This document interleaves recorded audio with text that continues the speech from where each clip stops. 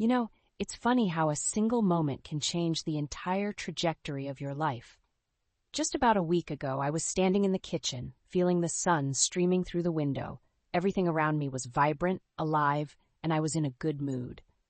It was one of those perfect days where I lost myself in the warmth of my home, and then my world came crashing down with just one line from my boyfriend, Jake, who I've been with for 2 years. "Don't be mad at me. I didn't do anything." Seriously? That phrase echoed in my head like the sound of a bell tolling at midnight, foreboding, ominous, and completely off base. On the surface, everything seemed fine.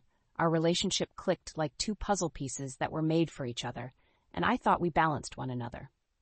I'm Mia, a 32-year-old who has always been the calm behind the storm, while Jake, my 32-year-old military boyfriend, was everything you could hope for and more when we first started going out. But living together turned out to be a whole new chapter filled with complications that I hadn't anticipated. I work from home, which admittedly gives me more time to take care of the house, cooking, cleaning, doing laundry, and running errands. Jake, with his military job, comes home after long, grueling days. I understood he had his burdens, and I wanted to make our home a sanctuary for him. Yet, just when I thought we had built a harmonious space, I became the target of his bad days.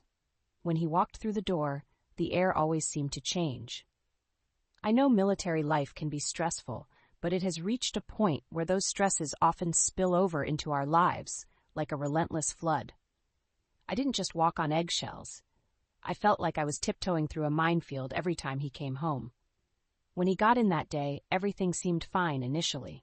He sat in his office doing his taxes, and I was cleaning, just humming along to my favorite songs, excited to ask him what he wanted for dinner later. I was ready to keep the good vibes going, but the moment I stepped into his workspace, his mood shifted like a switch being flipped. "I'm trying to do my taxes, and you're bothering me." The volume, the anger, it hit me like a slap in the face. I paused for a moment, truly taken aback. All I wanted was a simple conversation. I could understand being preoccupied, but there's a way to express that without turning the entire room icy. Instead of voicing his annoyance kindly, he raised his voice, and it crushed the joy I felt just moments ago. Without thinking too much, I walked out. The vulnerability and hurt welled up inside me as he followed with another declaration that shot right through my heart. "Don't be mad at me. I didn't do anything." How could he not see the emotional toll his words and actions had on me? I tried to explain. I told him I was tired of this cycle where his bad mood dictated my feelings, ruining whole days that should have been filled with laughter and love. Why do I have to keep repeating myself? You're a grown adult. Just say you're in a bad mood. And there we were, bickering back and forth like it was some ill-fated game we couldn't escape. I didn't want to feel this way. I loved him, and there was a part of me that wanted it to work. But how could I keep being the emotional punching bag? I was standing there, packing my things, feeling numb. I needed space. I just needed to breathe. Each item I packed was heavy with sadness, brimming with unspoken frustrations, and the love we once had. I glanced out at him, sitting silently on the couch, and I could feel the rift growing between us. He tried making some small talk, but I remained silent. How could I engage in light banter while my heart felt so weighed down? You see, I've dealt with this my whole life. The emotional roller coaster where some people's moods could alter mine entirely.